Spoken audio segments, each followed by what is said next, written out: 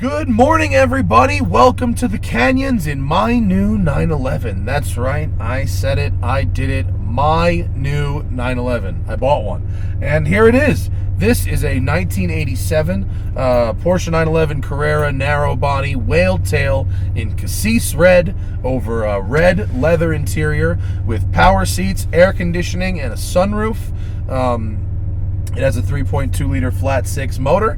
It has the desirable G50 5-speed transmission. The late 70s and early 80s cars used the gearbox called a 915, which I'm not personally a fan with. The G50 gearbox came along in 87 to 89, and it was shared with the Carrera and the Turbo. And this one has 17-inch wheels on it. Originally came with 16s, and some BF Goodrich tires, which have very few miles on them, but are actually date-coded 2011. So if I wasn't going to do the Safari build, which is what I'm going to do with this car, I would be getting new tires immediately. However, since I am going to do a Safari build, they'll be fine for 3 months. Everything on this car works. Power windows, the sunroof, the air conditioning, the heat, the defrost, the 12-volt outlet. I mean, literally everything works. The interior is a 9. There's a couple very, very small wear marks on the left driver's side bolster and on the rubber gasket here. Gasket, what do we call it? I guess it's a gasket at the bottom of the door where your foot kind of kicks it every time you get in the car. This car has 92,000 original miles. It's numbers matching. It is the original paint and has never been in an accident. The color, Cassis Red, is when I first saw the picture in the for sale ad, it was a horrible color.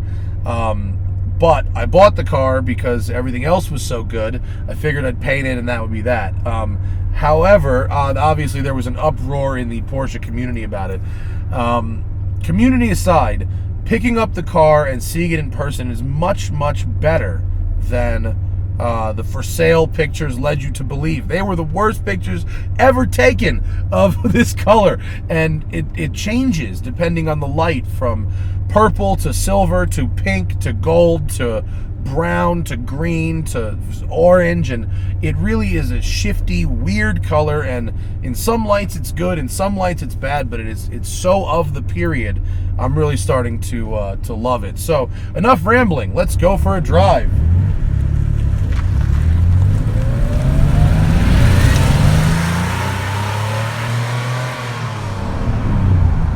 Windows up so you can hear me.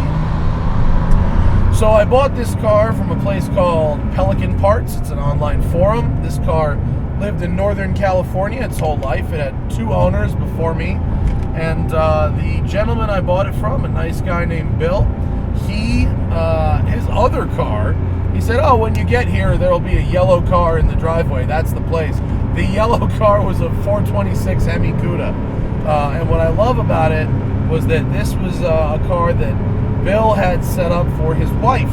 And I know that if I was going to put Hannah into a classic car of any kind, I would want that car to be very, very sorted. And so aging tires aside, this car is very sorted. It's got service records going back 15 years. It had a recent major service only a couple of 100 miles before I bought it.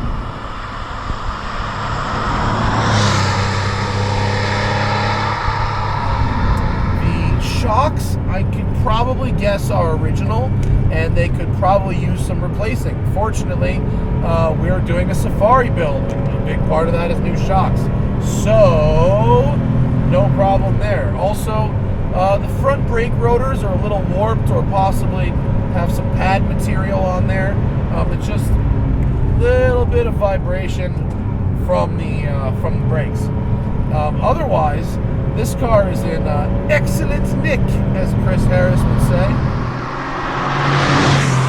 Everything about it is super tight. I had the guys at Sharkwerks do the inspection, and thank you to Sharkwerks. They hooked it up. Speaking of hookups, check out this Audemars Piguet.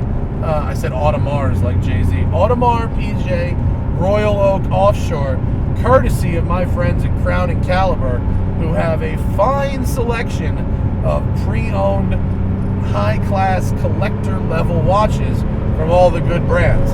Anyway, the G50 gearbox in this car is very slick. It can be just a little notchy when it's like ice cold, but it warms up in a few minutes, and then it's just brilliant. Obviously, Porsche's analog manual steering of this period is just as lovely here as it is in all the other old Porsches I drive. This steering wheel, the 4-spoke steering wheel, is the worst steering wheel ever put into a car. I can't wait to change it for a Momo Prototipo.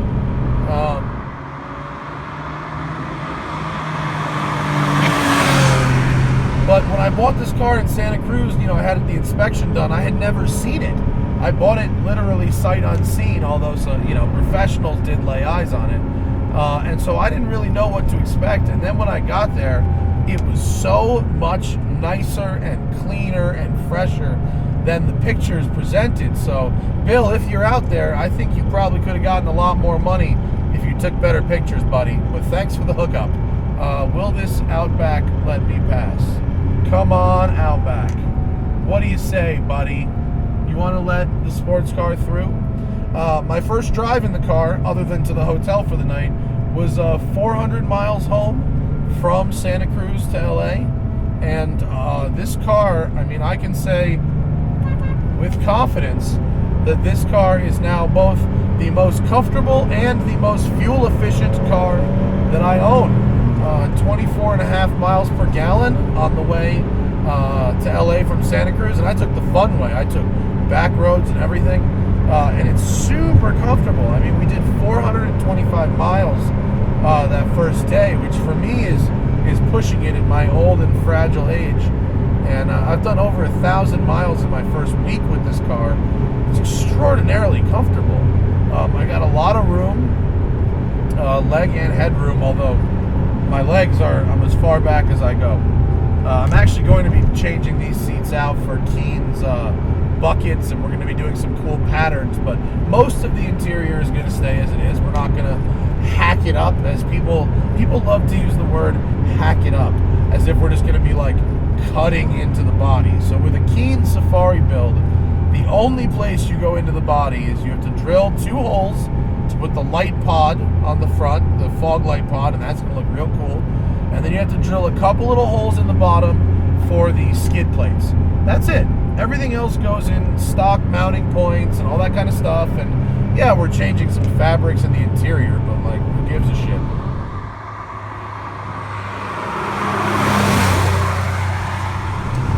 My friend Paul Zuckerman, who I was on Spike Ferriston's podcast with, he's had many Porsches. He currently owns many Porsches. And he says, Matt, the first one, you always want to make it yours. You always want to try and improve on what Porsche did. By the time you've had 3 or 4 of them, you want to let Porsche be what it is, and you don't want to touch it anymore. And from someone with the level of experience he's got, that makes a lot of sense. But I agree with him. This is my first one, and so I'm going to customize it to my liking. I'm not going to leave it stock. The plans are thus far. I don't know what the phrase is, but here's what we're going to do. It's going to go to Batim at BBI, and he is going to put in 964 cams. Wait, so are you just going to drive slow with the hazards on, or are you going to actually stop here? Okay, there we go. Movie shoot. So, BBI is going to do some hotter cams, headers, exhaust, and I think it's called a Steve Wong performance chip. And then we're maybe going to do a short shifter, a lighter flywheel, and a clutch. So nothing basic or nothing too invasive, just bolt-on stuff that'll kind of wake this 3.2 up a little bit. It's not about really adding more power, but the earlier 3 liters are a bit snappier and happier and a little more eager to rev than these later 3.2s.